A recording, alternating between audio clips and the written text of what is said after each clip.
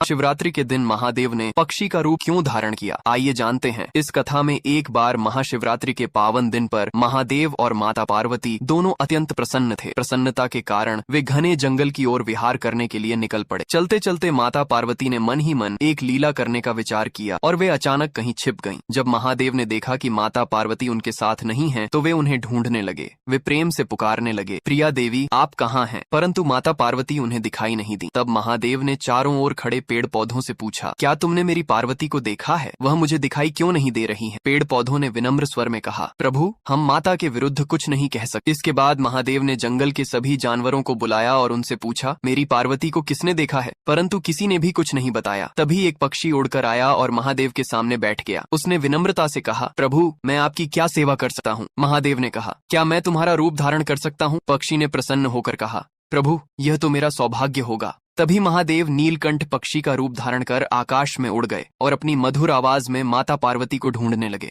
उसी समय माता पार्वती एक कमल के फूल के भीतर जाकर छिप गई। महादेव उस कमल के पास पहुंचे और बोले, देवी मैं इस फूल के भीतर नहीं आ सकता क्योंकि यह फूल आपको अत्यंत प्रिय है। यदि आप बाहर नहीं आएंगी तो मैं चला जाऊंगा। परंतु माता पार्वती ने कोई उत्तर नहीं दिया। महादेव उदास मन से जंगल की ओर लौटने लगे। जब माता पार्वती ने देखा कि महादेव सचमुच चले जा रहे हैं तो वे कमल से बाहर आईं और चुपचाप उनके पीछे चलने लगी। महादेव ने उनके कदमों की आहट सुनी और रुक गए। तभी माता पार्वती ने कहा, प्रिया स्वामी आप कहाँ जा रहे हैं? महादेव ने मुड़कर देखा तो माता पार्वती लज्जा से मुस्कुरा रही थी। तभी दोनों ने सर्प का रूप धारण किया और घने जंगल में नृत्य करने लगे। नृत्य करते करते महादेव के मस्तक से पसीने की बूंदें धरती पर गिरने लगी। माता पार्वती ने चिंतित होकर कहा, प्रिया स्वामी आपका पसीना इस भूमि पर गिर रहा है, इससे कोई अनर्थ न हो जाए। महादेव ने शांत स्वर में कहा, देवी चिंता मत करो। तभी पसीने की एक बूंद से एक और महादेव प्रकट हुए। उन्होंने आकर मूल महादेव के चरण स्पर्श की। फिर दूसरी बूंद गिरी और एक और महादेव प्रकट हुए। इस प्रकार लगातार पसीने की बूंदों से अनेक महादेव प्रकट होने लगे। यह देखकर माता पार्वती घबरा गईं। उन्होंने कहा, प्रिया स्वामी मुझे क्षमा करें, मैं आपसे हार गई हूँ। यह कहकर वे रोने लगी। महादेव हंसने लगे और बोले, देवी तुमने तो मुझे ढूंढ ही लिया। माता पार्वती ने कहा, मैं इतने सारे महादेवों को कहाँ रखूंगी? महादेव बोले, मैं स्वयं सबके लिए स्थान बना दूंगा। काशी विश्वनाथ, अमरनाथ और अन्य पवित्र स्थलों पर मैं अपने ही रूप में निवास करूंगा। वे स्थान सदा पवित्र रहेंगे क्योंकि वहाँ मेरे ही अंश प्रकट हुए हैं। यह कहकर माता पार्वती ने महादेव का हाथ थाम लिया। दोनों पुनः नीलकंठ पक्षी के ऊपर सवार होकर आकाश की ओर उड़ जाते हैं और माता पार्वती बोलती है, जो भी इस कथा को देख रहे हैं उसने मेरे महादेव के लिए लाइक और सब्सक्राइब नहीं किए हैं